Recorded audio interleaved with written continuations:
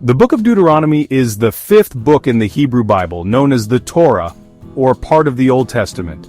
It is a book that holds significant importance in both Jewish and Christian traditions. It contains the final speeches of Moses to the Israelites before they entered Canaan, the Promised Land.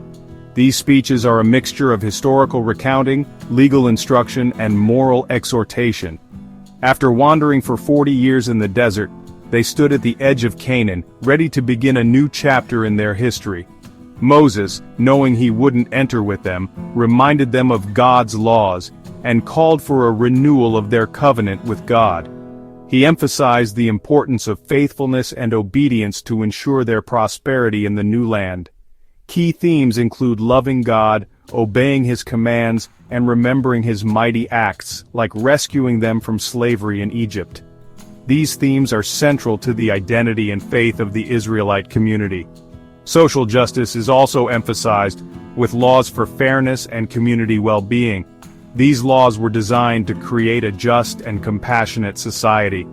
Chapters 19 to 21 provide specific laws for when they settled in Canaan, covering justice and community well-being.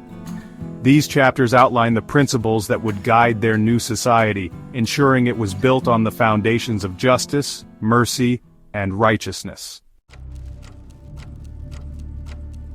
Deuteronomy chapter 19 introduces the cities of refuge, commanded by God to be set apart as places of safety and protection.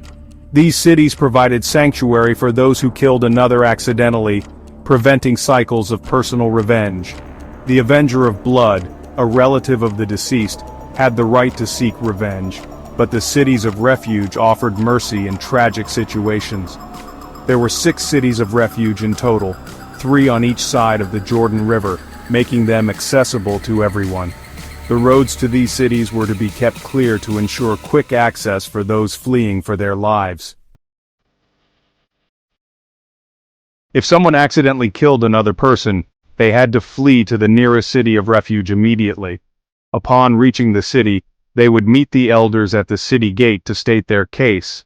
The elders would hold an initial hearing to determine if the killing was unintentional. If it was deemed an accident, the person could stay in the city, safe from the avenger of blood.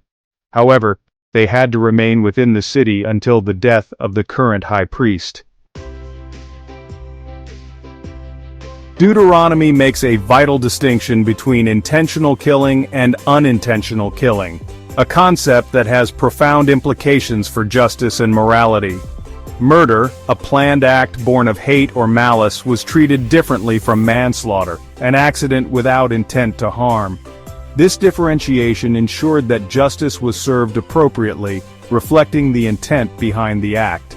This legal difference showed a deep concern for justice, preventing all killings from being treated the same. It recognized the complexity of human actions and the importance of intent in determining guilt and punishment. Deuteronomy 19 verse 5 provides an example of an accidental killing.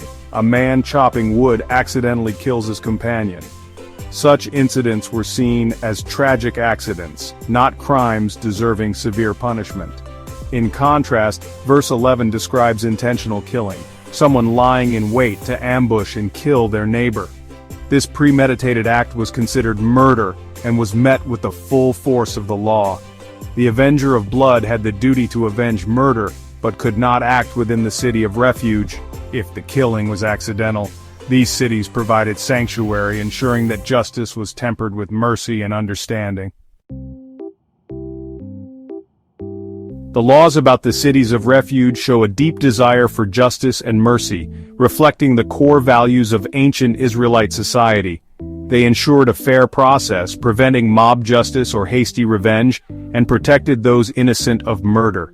These cities were strategically placed so that anyone in need could reach them without undue hardship. At the same time, they provided a haven for those who caused death accidentally, recognizing human error and misfortune. This system acknowledged that accidents happen and that not all deaths are the result of malicious intent.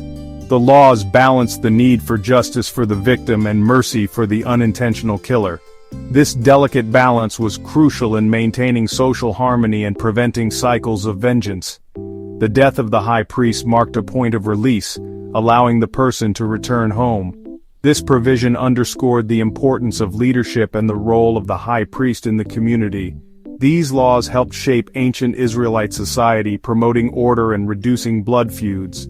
They fostered a sense of community and collective responsibility. They highlighted God's character as just and merciful, emphasizing the value of every human life.